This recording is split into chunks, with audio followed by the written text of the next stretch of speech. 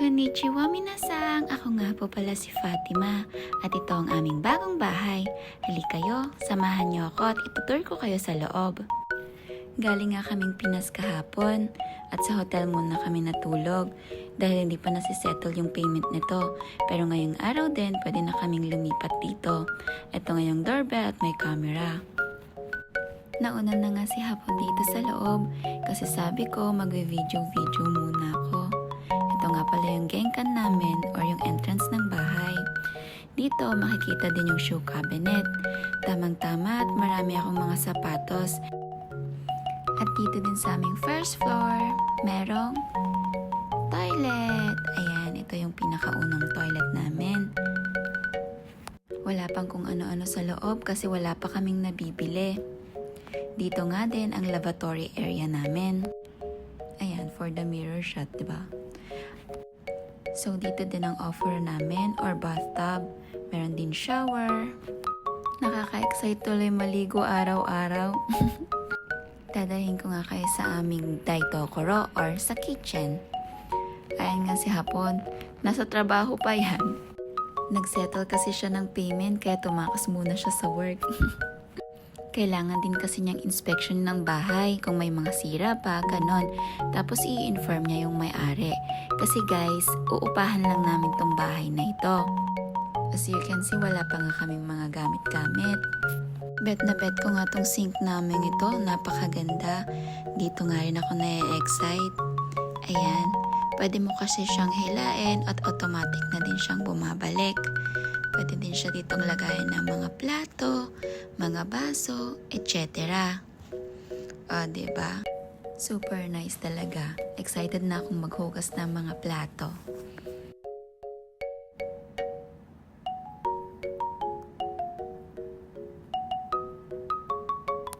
Magkakaroon to ng buhay pag may mga gamit na kami. Diba? Nakakatuwa lang. Ayan, ang ganda niya. At ayan nga ang aming intercom. Pag may magdo-doorbell sa labas, makikita dito sa loob kung sino ang nasa labas. Ano daw? Basta yun na yun. Eto naman sa kwartong to, ito yung magiging sala namin.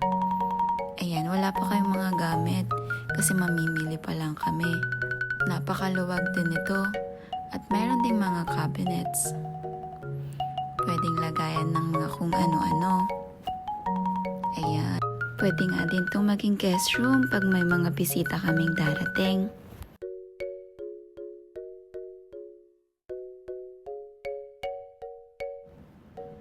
Ayan na nga siya. Ganyan siya kalaki. Tara at pupunta tayo sa second floor. Stairway to heaven, diba? Liwanag kasi sa dulo. Wala pang mga kortina dito. At kailangan pa naming palitan yung mga kortinang naiwan ng may-ari. Yung bintana nga din dito sa hallway, wala ding kortina.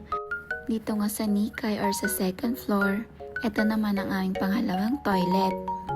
O, diba? Napakagaling. Automatic na din to, guys. Pipindot-pindutin mo lang dyan kung ano yung gusto mo.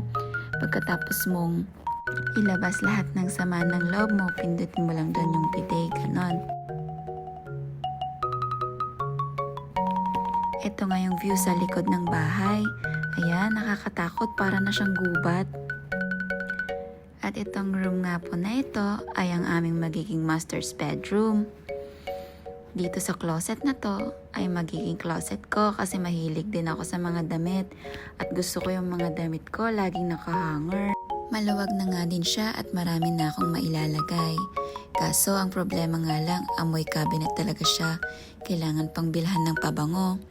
Itong cabinet naman ito ay ang magiging cabinet ni Hapon. Hindi naman ganun kadami ang damit niya kaya okay na siguro yon. Itong room nga na ito ang magiging master's bedroom. At dito naman sa room na ito, ay gagawin ko tong personal space ko. Natutuwa nga din ako at may veranda. Napakatahimik ng neighborhood. Ibang-iba nga talaga ang katahimikan dito sa Japan kumpara sa Pilipinas. At dito na nga po sa room na ito matatapos ang ating house tour. Maraming salamat po sa inyong panonood. Paalam!